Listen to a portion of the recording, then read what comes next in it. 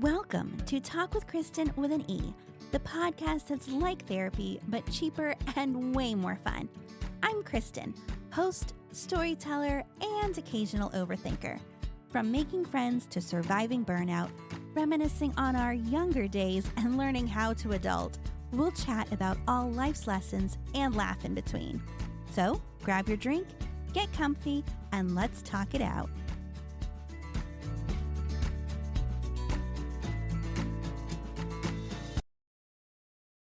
Hey everyone, and welcome back. As you may have noticed, it is just me today. We're getting back to a little bit of how we kind of started the podcast at the beginning of the season, because if you didn't hear, this is one of the final episodes of season 1. I'm doing a 3-episode wrap up for the end of the season. There will be this week's episode, next week's episode, and then the final one at the end of June. Then we will hit pause and playback and just take some time off as we enjoy the summer and set up for season 2 in August.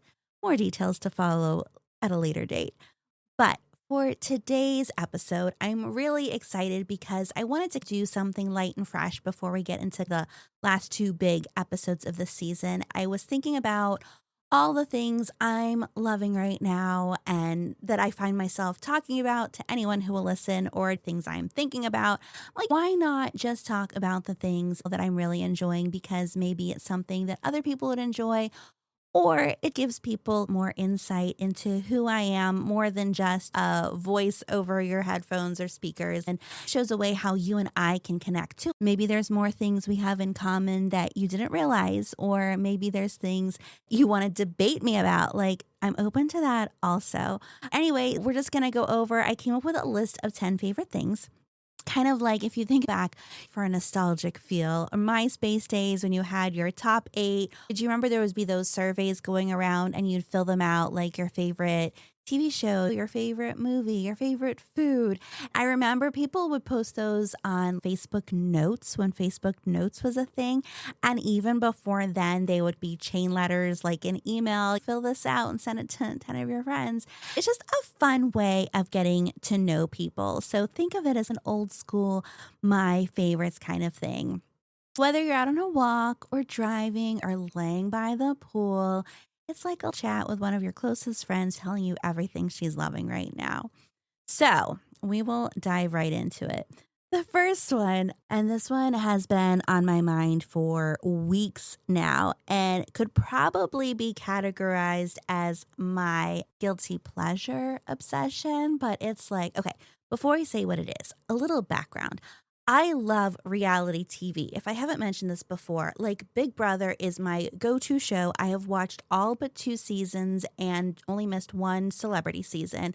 I love it. Someday I want to be on Big Brother. Although I realize that like I'm kind of aging out at this point now, because they're casting a lot of Instagram models or like super fit people under the age of 27.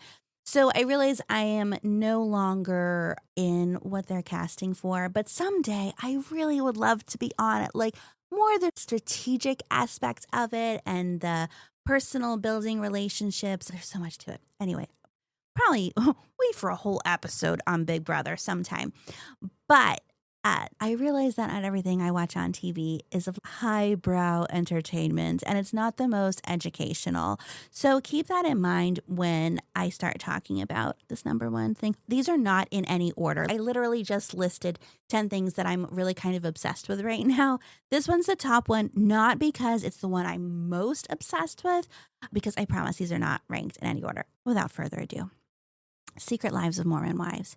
You guys, this show, oh my gosh. I loved season 1 when it came out, and I was all in. Keep in mind, I didn't know anything about them beforehand. I'm not on the TikTok, so I didn't know what Mom Talk was. I didn't know who any of these girls were, but I was so enthralled. Oh my gosh, I want to be their friends. I want to be like them. To the other side of like, ooh, they're a little cray-cray. Maybe not my scene, not my vibe, but whatever. Anyway, season 2 came out last month. There's so much going on. And now I'm like flipping around. There is so much to break down about it. And I'm not going to get into all the details of it right now because, one, If you haven't watched or don't care about it, this will mean nothing to you. And two, if you are all in, then just DM me or message me because Alexis and I have been sending each other stuff back and forth, like breaking down all the episodes as we were watching them. I joined a Facebook group for just the show to see what other people are saying about it and kind of keeping up with all of it. Also, recently found out about the reunion show coming out July 1st. Yes, I will be watching that because how it ended, I did not even realize it was ending. All of a sudden, the episode's over, and I'm just like, that's it? This is how it's ending? Like, what is happening? So I have so many thoughts on all of it. I'm not going to lay out which team I'm on. I see multiple aspects of everything, and these girls are just, it's a lot. It's a lot that I love. So, number one on my list, again, not because it's the top, just because it's the first one I talked about, is Secret Lives of Mormon Wives. It's so good.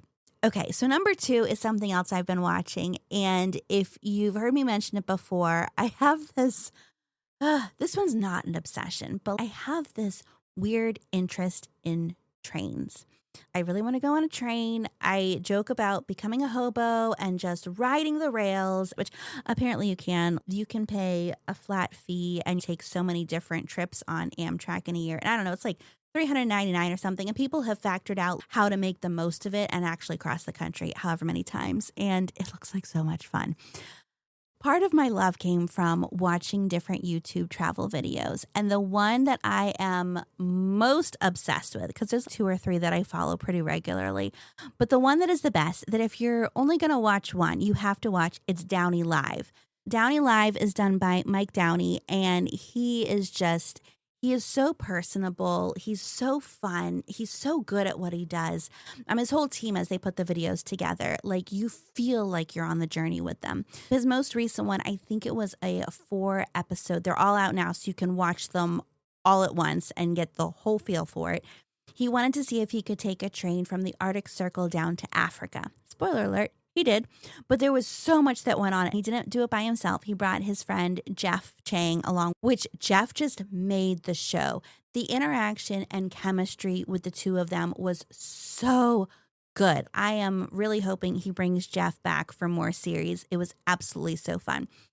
It was good because it's not just train life. They stayed at some places along the way. They had to take a ferry at one point because they had to get to different trains. And then, of course, trains aren't the most prompt way of traveling. So there were delays and missed trains, the intensity, the drama. It was so good.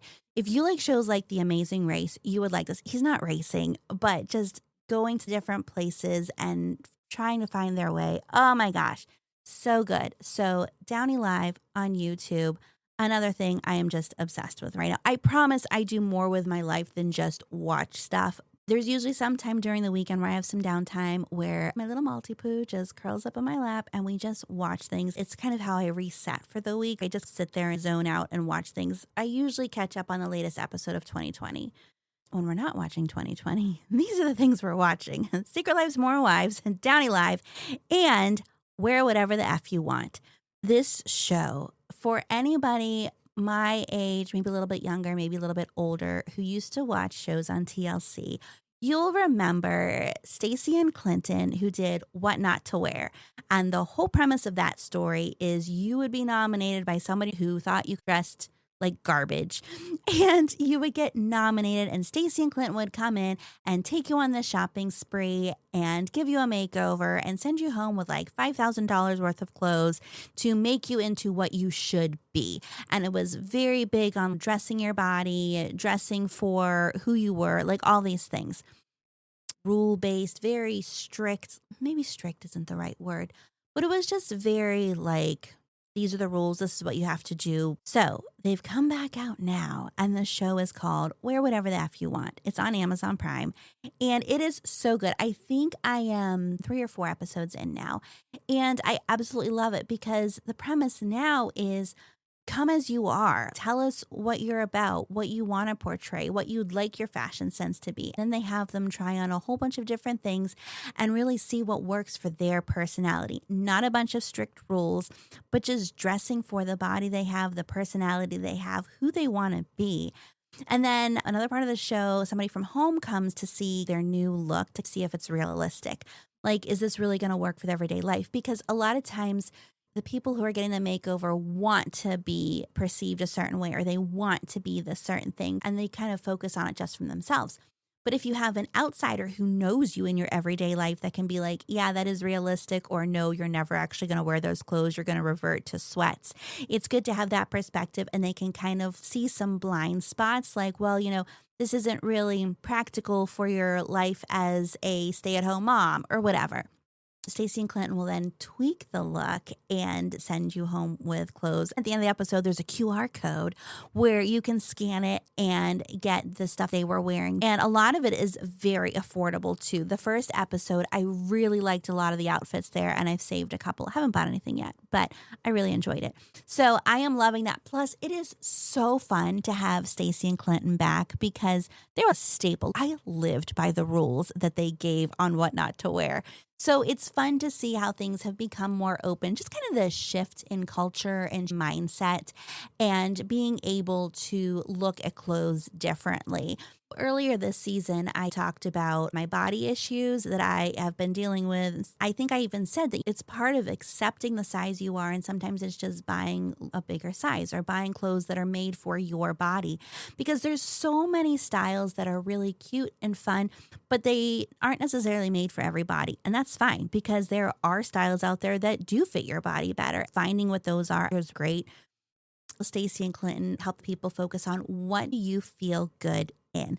Forget what's trendy or stylish or what you're supposed to wear. What do you feel good in? What exhibits what's going on inside of you and shows your personality and how you want to be perceived by everyone. And I just think that's phenomenal. I love that advice. And I feel like that's kind of how I look at what I'm wearing too. I'm always buying new clothes, but I'm a thrift shop girl. I buy secondhand and I'm proud of it. I love a good deal. Especially when I get name brand stuff. Like I have some super cute Lily Pulitzer clothes. I've got a pair of shoes that I love. And I got this new shirt recently that has like little gold chain on the neck. It's gorgeous. And I paid so little for it. Anyway, I'm really big about just finding things that look good on me and make me feel good. And that's what it is. So that's why I am loving that show right now.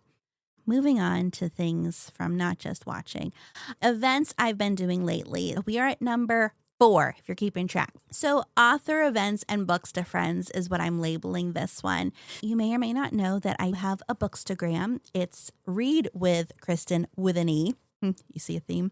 I started that almost 2 years ago now and haven't been as active on it since I've been, having a podcast and trying to build up that one a little bit.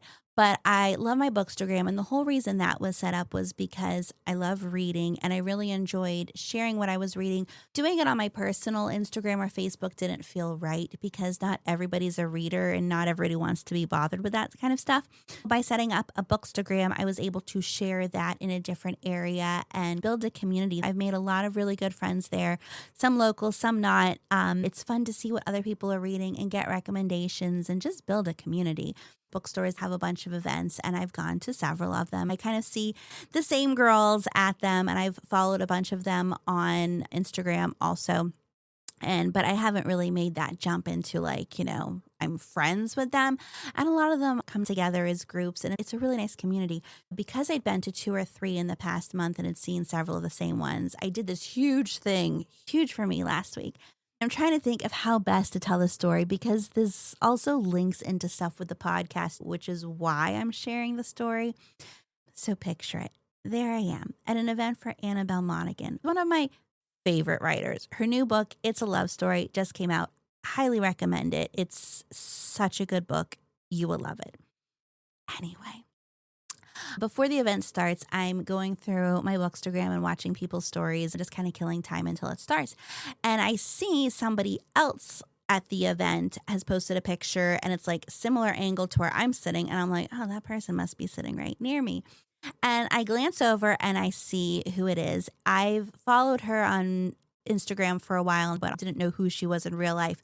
So because we've talked about how to make friends in real life and just to go up to people and, building confidence and everything, I went over to her and I was like, hi, this may seem really weird, but are you Hannah? And she was like, I am. And I was like, hi, I'm Kristen. I follow you on Instagram. And she was like, oh, wow. And so her and the friends she was with, they actually added me to a chat group with a whole bunch of other bookstagrammers too. And so I'm kind of like in now. As I've talked about building community and finding your people and putting yourself out there and inviting people in, it was just a really great kind of everything coming together. And also, I'm probably going to see them at more events and maybe nothing will happen with it, but at least I'm broadening my network, making new friends, new acquaintances, getting new recommendations on books. It's just a fun thing. So I would say that's great. All right. Number 5. This is such a weird one, but when I was thinking about favorites that I'm using a lot or doing a lot or thinking a lot about, I was like, ooh, cottage cheese. I never thought this would be on a favorite things list ever. But my husband, who cares very deeply about my health, has told me that I should have more protein. So when I looked up foods that have protein, cottage cheese was one of the ones. And I'm not going to say how much it has because I'm going to get it wrong and I'm not going to look it up right now. But cottage cheese has a good amount of protein. And there's actually a lot of other good benefits for you also. Because some of the health benefits of cottage cheese are bone health. It's an excellent source of calcium, which is crucial for maintaining strong bones and teeth and preventing osteoporosis, weight management, muscle building because of its high protein, blood sugar control, gut health, and beyond just the protein and calcium, it also has vitamins like B12, phosphorus, and potassium, which play important roles in various bodily functions, according to Google. So I started eating cottage cheese almost every day, 2 months ago maybe. It's become kind of a joke at work that everybody knows I have cottage cheese, and I refer to it as cottage cheese time because sometimes I'll have people call me. I'm like, hi, it's cottage cheese time. And I don't just eat it plain. I usually have fruits with it. Blueberries, pineapple, strawberries are some of my favorites. I do feel better. I feel like it's working, but I don't know if it's just placebo effect or something. I'm like, oh, I'm eating this and it's good for me. Therefore, I'm good now. But also, I have really started to enjoy the flavor of it. I never ate cottage cheese growing up. And I never really ate it a whole lot in my adult life, kind of here or there once in a while, but I really do enjoy it. So it is by no means my favorite food. Like that's still going to be pizza, sushi, and any pastry, really. But I will say that cottage cheese is very good and I highly recommend it because of all the benefits that it has. And it's just a nice thing to eat. So number 6, one of my favorite activities right now, although I have not been able to do it very much because the weather here has been insane lately. It has been raining and tornadoing and I'm just over it. I always tell people that I hated Missouri because of the winter. Turns out I hate it now because of tornado season also, which seems to be like forever. Like every week there's a tornado warning or something, and it's a little ridiculous. So this next thing on my list, I don't get to do as much as I would like, but I know it's coming. What I'm loving right now is pool days with my son. We live in a community that has a pool. It's actually a really nice pool, like a saltwater pool. It's lovely, splash pad in a very good sunny area, if the sun would ever be out.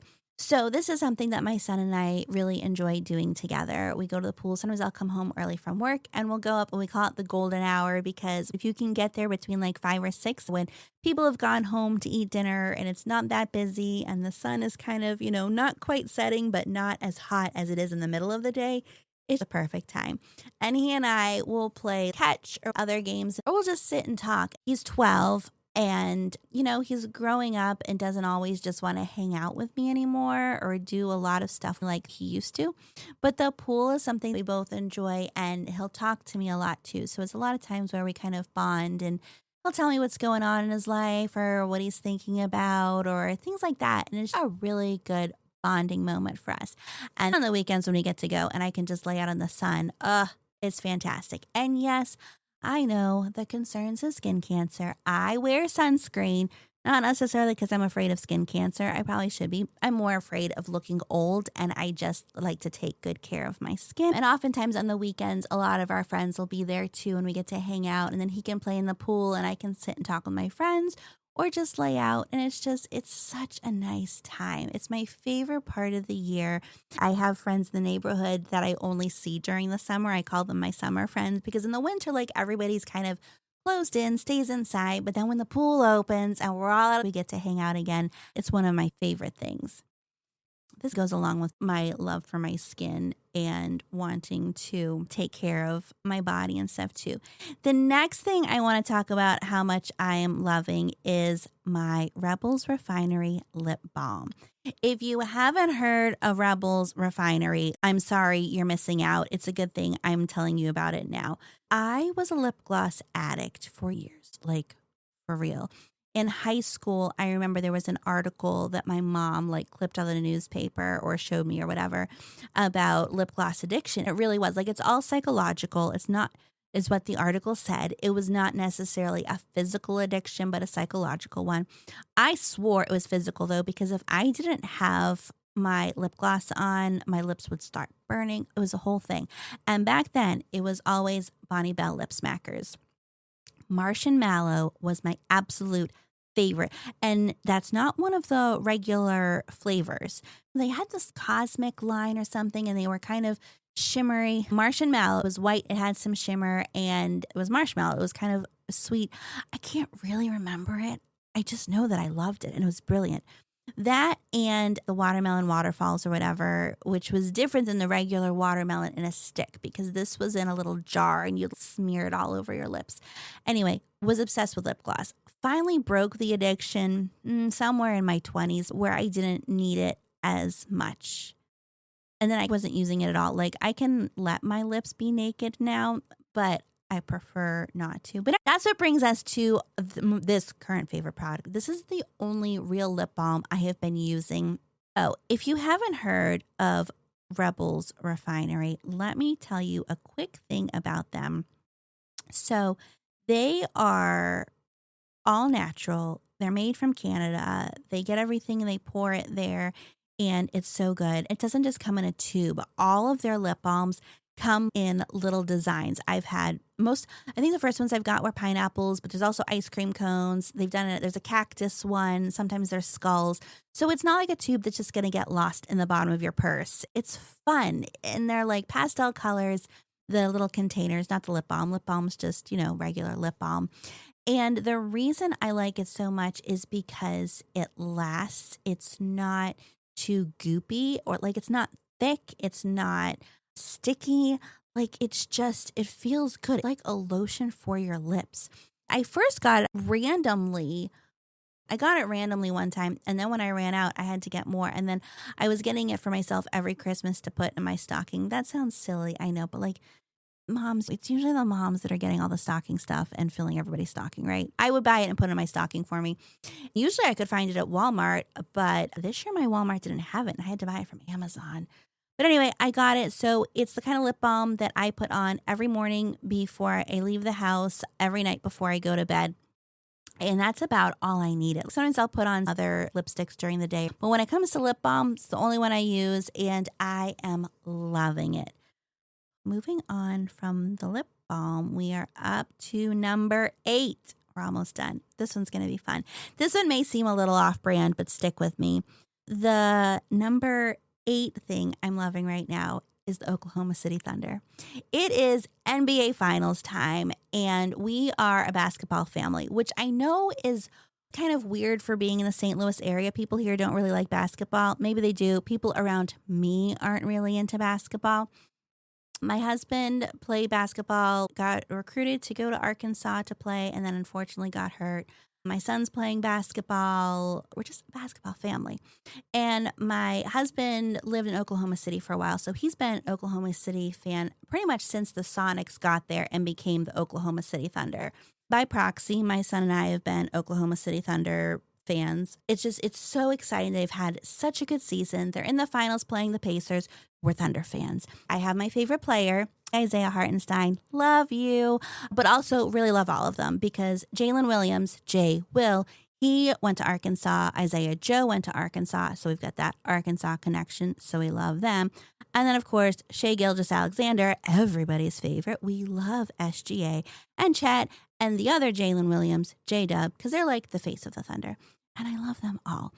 But I know I didn't say all the players, but I'm not going to bore you by going through all of them because we love all of them. Even Adam Flagler. We really love Adam Flagler and Lou Dort. Seriously, all of them. I really love their coach, Mark Daigneault. I have watched many interviews with him and the players. I love how they are very consistent in what they say.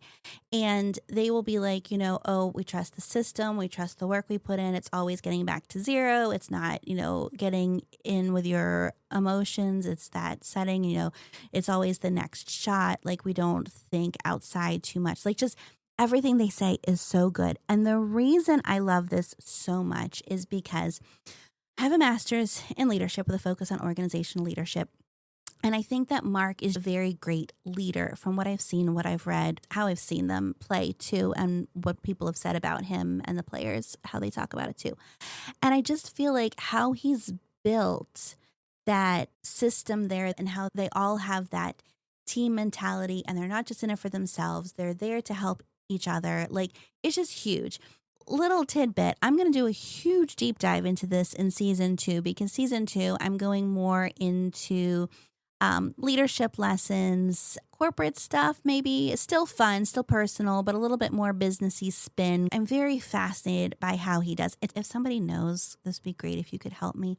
I've even Googled ways to get in touch with him because I would love to interview him on my podcast. And I realize the unrealistic part of that because he's such a big deal. And you've got to go through, I don't even know how you do it. In my Googling research, I found different ways that you may be able to get in touch or get in with the team's PR area. I would pay to get him on my podcast. Like I just really want to talk to him about building the team dynamic because I think it goes beyond just sports. I think it goes into the business side of things and real life.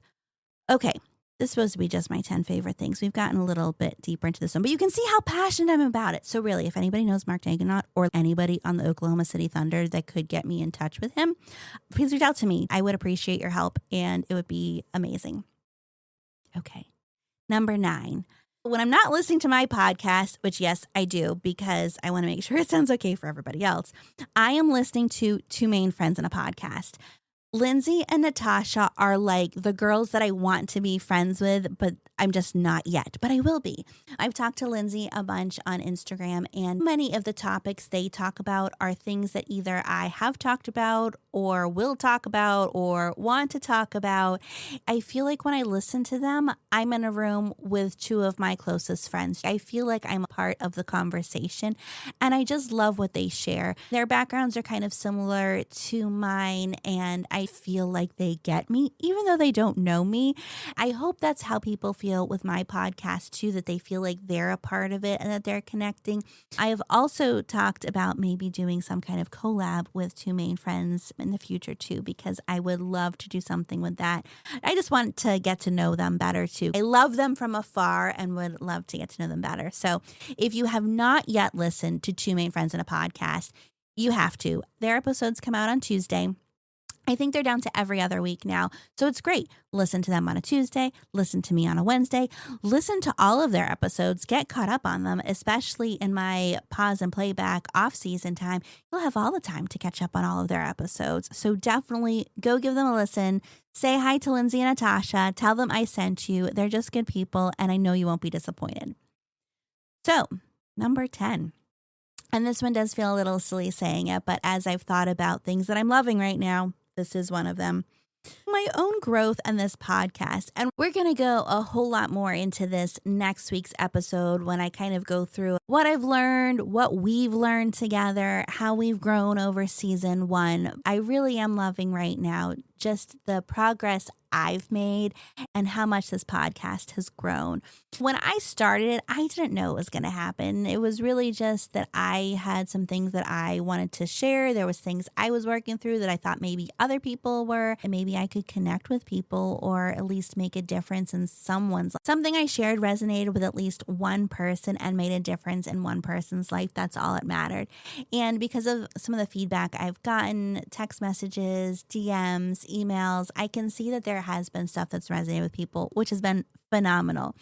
But even just for me and the growth that I've seen of where I was, almost 6 months ago when I started this to where I am now, I don't want to say it's like I'm two completely different people because I'm still the same person. I'm just an even better version of her. And I really do think a lot of it has come from this. I had the tagline with the podcast, cheaper than therapy. The question was always, was it therapy for me? Is it therapy for my guests? Is it therapy for the listeners? It's kind of a little bit of all of it. It has been very therapeutic for me to talk with you, talk with my guests, talk about different things and learn and grow together. So I am just loving the podcast and the growth that I've made, and I'm so excited to see where it will go. All right. So those are the top 10 things I am loving right now. Are any of them the same for you, or do you have similar ones that you're loving or totally different ones? I definitely want to hear from you. So reach out, let me know what you're loving. And seriously, if you want to talk about any of these things on my list, specifically Secret Lives of Mormon Wives, or Oklahoma City Thunder, or any of the books you're reading, events you're going to, and what you're doing for the summer. Are you loving the pool, or are you stuck in rain tornado land too? Let me know. I always want to hear from you. So please reach out. You know how to get me on Instagram, Facebook, email, but just reach out and let's talk it out. Thanks for spending time with me on Talk with Kristen with an E, where it's always cheaper than therapy. If you enjoyed today's chat, don't forget to subscribe. And hey, let's keep these conversations going. You can find me on Instagram at Talk with Kristen with an E. Let me know what's on your mind. Until next time, take care of yourself. And remember, life is always better when we talk it out.